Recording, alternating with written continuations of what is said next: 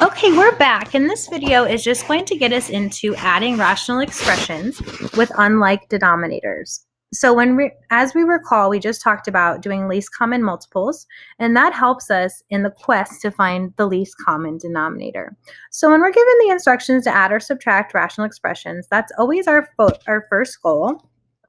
So step one is to find the LCD, the least common denominator. Now, if we look at these denominators, usually when we find a least common multiple, we want to factor, but neither of these are factorable. So now the next step is just to include everything we see in each denominator, and that will give us the least common denominator. So all I'm going to do is take 3x minus 4 times x plus 1, and that's our LCD. From our LCD, we can find the excluded values because this is what's in our denominator. Find excluded values from LCD. So what would make each of these factors equal 0? What would make 3x minus 4 equal 0? And what would make x plus 1 equal 0? Now that x plus 1 is very simple. That would be negative 1. So x cannot equal negative 1. The other one, 3x minus 4, we'll have to add the 4 over and divide by 3, and that gives us x cannot equal 4/3. Okay, so we are on a roll. We have our excluded values. X cannot equal 4/3 and x cannot equal negative 1. We also have our LCD. So let us get to making both fractions have the LCD. So we multiply each fraction by what it's missing. Whoops. What it is missing, excuse me.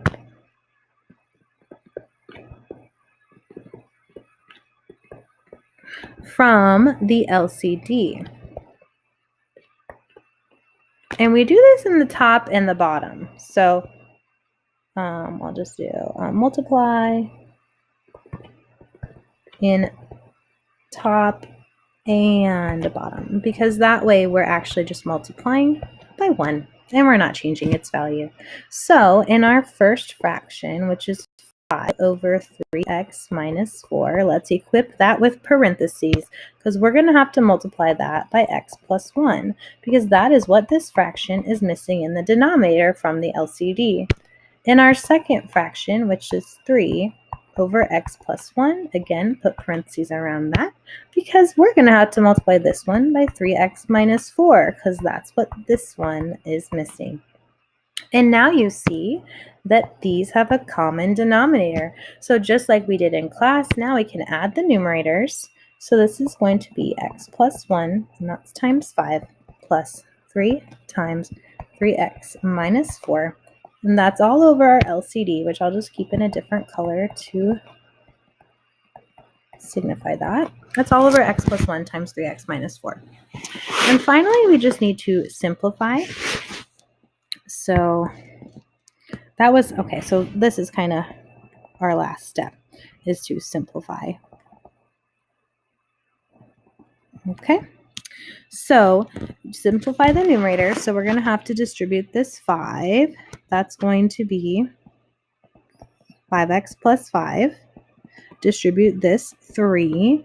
That's 9x minus 12. Okay, I'm just to save room, I'm going to keep going with this numerator, okay? I have 5x and I have 9x. That gives me 14x. And then I have 5 and negative 12. It gives me negative 7. And that's over my denominator, x plus 1 times 3x minus 4. Now you could think about factoring out a 7 from the numerator. However, that's not going to give us anything to cancel out. So it's always good to try to see if you can simplify it all. But in this case, we couldn't.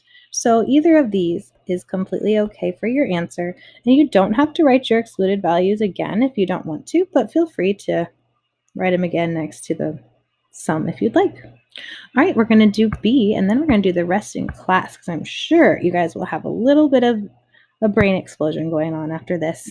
Okay, so first step, find the LCD. This one we actually have to factor these denominators. So x squared minus 5x, I can factor out an x, and that leaves me with x minus 5. X squared is x times x. Now remember, our LCD needs to consist of everything we see in both of these. The first one, I have an x, and then I have an x minus 5. So that x that I just wrote takes care of one of the x's in the other denominator. However, there's still an x left. So your LCD is x times x minus 5, which you can write as x squared times x minus 5, whatever floats your boat. Okay, so let's talk about excluded values. X squared or x and x, those are the same factor. That gives us that x cannot equal 0. And then this factor x minus 5, we know x cannot equal 5. Okay, so we have our LCD, we have our excluded values. Now, step 3, multiply each fraction by what it's missing. So now what I do, we didn't get to factor in letter A. But in letter B, because we factored, I want you to keep those in factored form because it helps you see what the denominator is missing when we compare it to the LCD.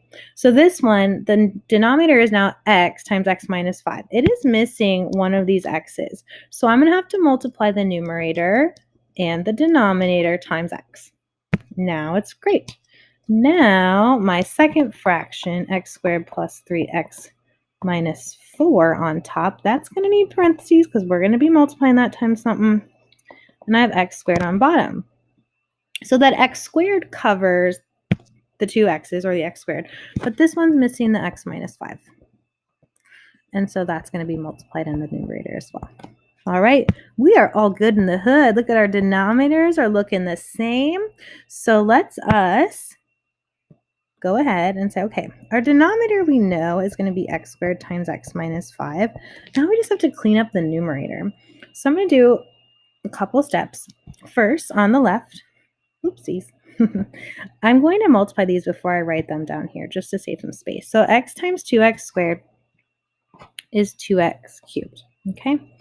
Now, that is plus the product of these two. So I'm going to start with that as well. I'm going to distribute my x squared. So that's going to be x cubed, x squared times negative 5 x squared. Now distribute my 3x, that's plus 3x squared. 3x times negative 5, negative 15x.